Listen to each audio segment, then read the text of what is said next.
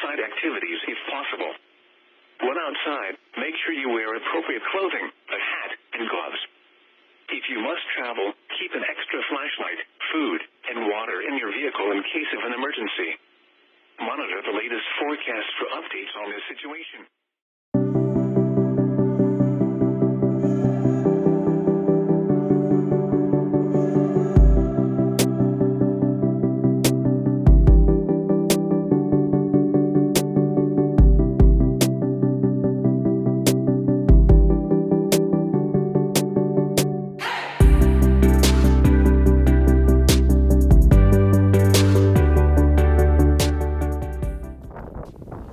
This looks like the spot. It's not an official camping pad, but there's a nice corner there and no deadfall. Got some wind protection back there. I think that's a good spot to withstand the temperatures.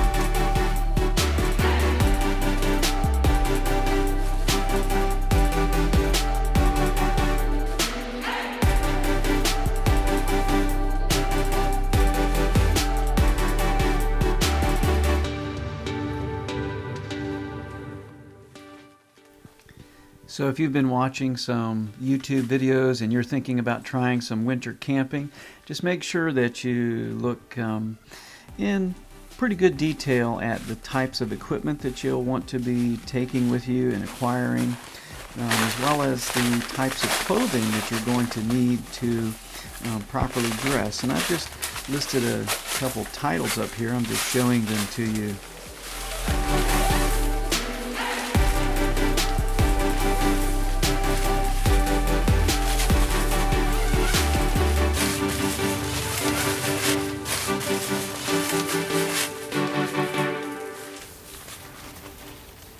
There's nothing like these little Mr. heaters, but if you're going to rely on that for heat in a temperature like 9 degrees, you're simply going to have the inside of your tent coated with a heavy coat of frost. So use these sparingly. When you do use propane, make sure you keep it on the outside of your tent. You'll notice that if you try to use butane in the winter, that the mechanism will just simply freeze up and you won't get a whole lot of heat and you won't be able to cook, so you want to use propane. Inside my tent you can see my sleeping bags on top of a cot with some good airspace between the walls so that I'm not actually making contact with the wall. I have a Teton Sports 40 degree sleeping bag on the outside. It is my outer layer. And then on the inside I have another 30 degree sleeping bag, a Swiss Sport, and between the two of those will be more than enough to keep me warm tonight. I have a little Reflectix type foam pad laying on top of my cot, and that will give me some airspace as well as reflect heat back to my body.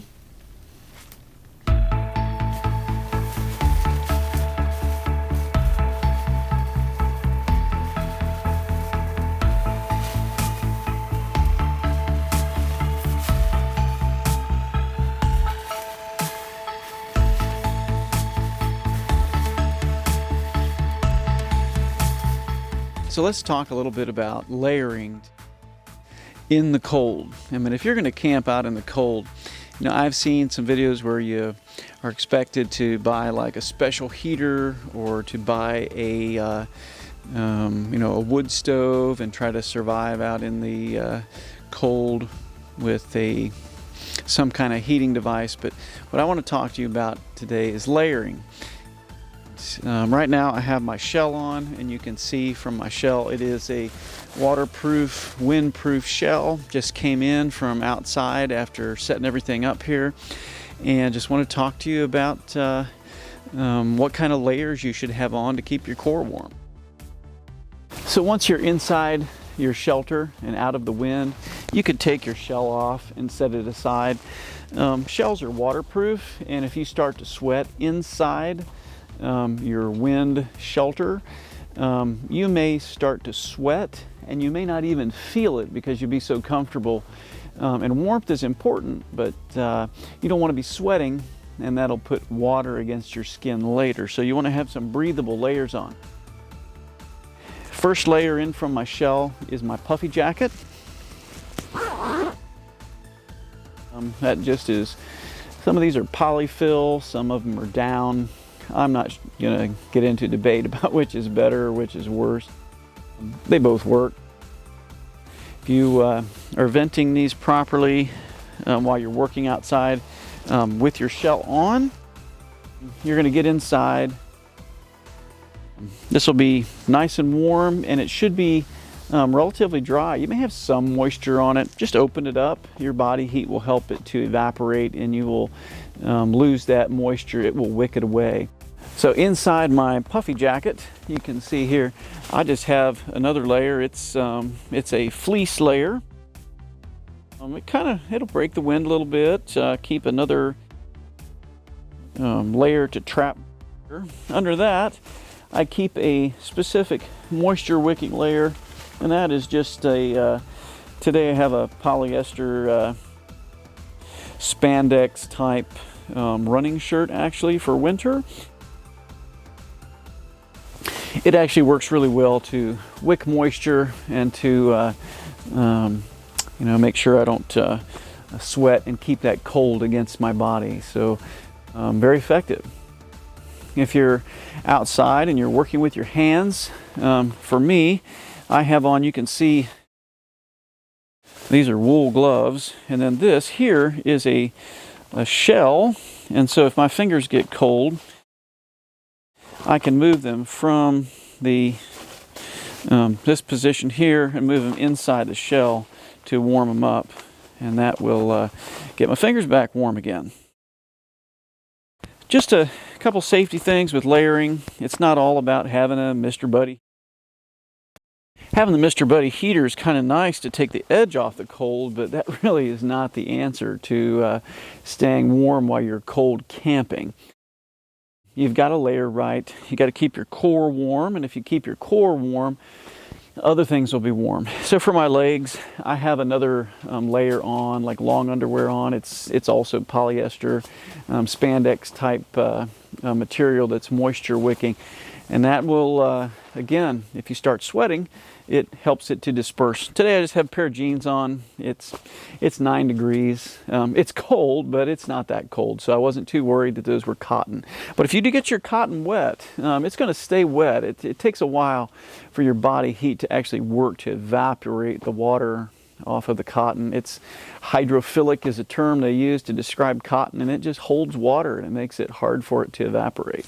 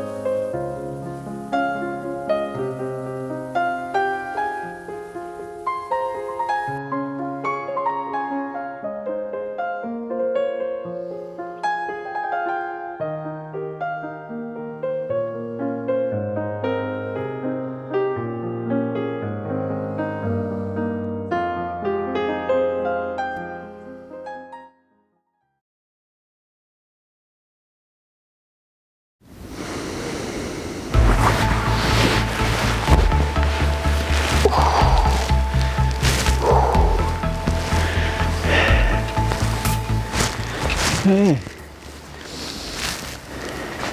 Good morning.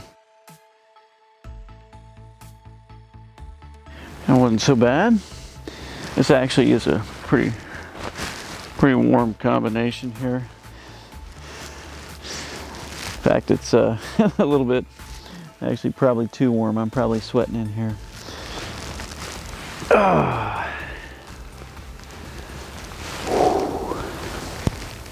See my steaming up glasses, you know it's getting too steamy in here. Time to get up. Time to make up a cup of coffee. That's another way to stay warm in the cold weather is some warm drinks like teas or coffees or hot chocolates.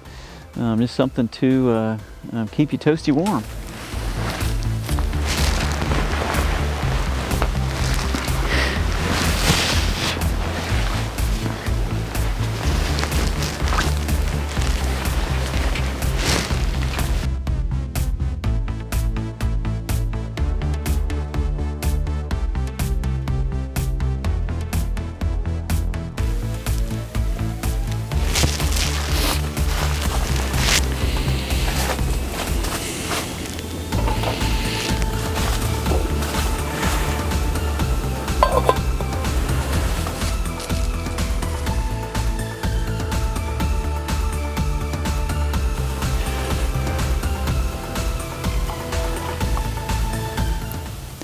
So I'm going to pack up here in just a few minutes. This is the warmest cup of coffee I think I've felt for a while, because you just don't feel the warmth like that when you don't need it or don't notice it. But wow, what a cold night. 9 degrees right now. Last night it got down to 1 degree. This is going to be some good warm coffee, and this is another way to keep yourself warm when you're in the backcountry, and you just can't forget about warm fluids to raise your body temperature. There's some other tricks about staying warm, but it's time. Remember your layers. Don't forget that. Don't underestimate how important it is to layer right so you can wick moisture and create enough layers to keep you warm through the night. And don't forget those hot fluids.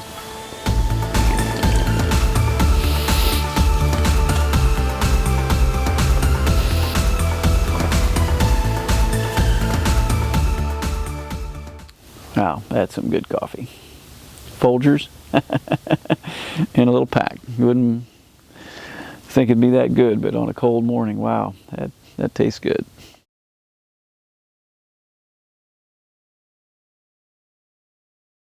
I didn't get any video setting up, and I'm not going to get any breaking down either. It was really windy setting up, and I honestly could not keep track of my camera stuff, keep it from blowing over, as well as keeping track of my tent at the same time. I did get a little tear in my tent screen on the one side, just with it blowing loose. It got away from me one time.